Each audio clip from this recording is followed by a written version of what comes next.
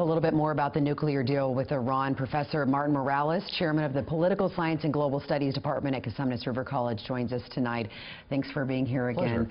So we've heard a lot of reaction to this plan, but what exactly is in it? No one's talking about what's in it, and that's the most important thing. First and foremost, there's a 24-hour-a-day, 7-day-a-week inspection period allowed under this deal.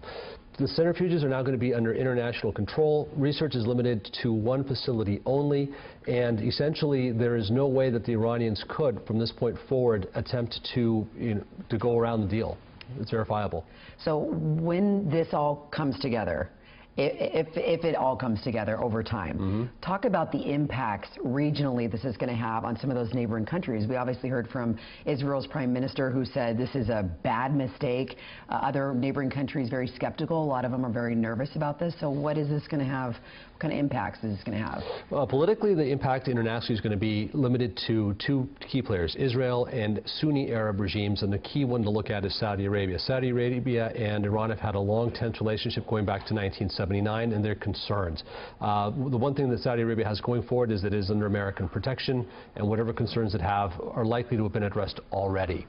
In terms of Israel, they are not talking about what's in the deal. They're looking at it strategically from a position of strength, and I don't understand why Prime Minister Netanyahu is so fearful. There's verification protocols in place. The breakout period has been extended from 2 to 3 months down to a year. The deal is a 15-year deal.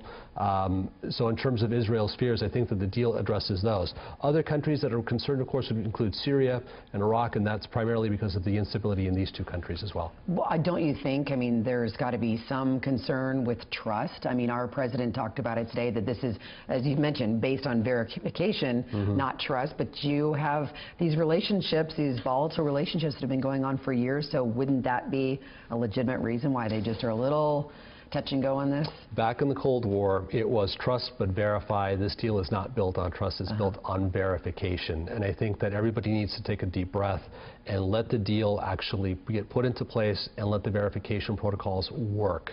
If you look at the concessions that are made on this deal, our sanctions, for example, are tied to verification. If it looks even remotely like a deal is being violated, the sanctions will be put back into place immediately. If it looks like there's a problem, our allies, of course, will alert us to it, and of course there will be much more in terms of stopping this deal from continuing. So talk a little bit more about those sanctions, because if those are lifted, what does this mean for the average Iranian, the average person every day? How does this affect their everyday life? First and foremost, sanctions impede direct foreign investment into a country. This country is targeted, nobody wants to do business with it, which means there's less money in the country. From Iran's perspective, the sale of oil is limited dramatically, which means that there's no revenue coming into their country. With this set of regime sanctions lifted, now there's going to be more investment in Iran. Iran's going to be able to sell its oil, and what this is going to do is create jobs. If you look at the demographics in Iran, you're going to find that most of the population is born after the revolution and don't share the same hardline views as the supreme leader and his cadre of Ayatollahs do. The point is that there's going to be an opening of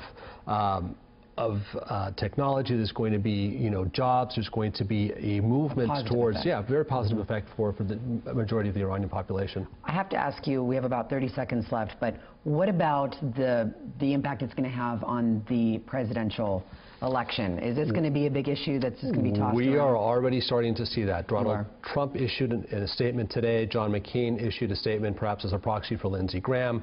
And of course, this is going to continue until the 60-day period after the president brings it to the Congress, and whether or not they vote for it or he has to veto it.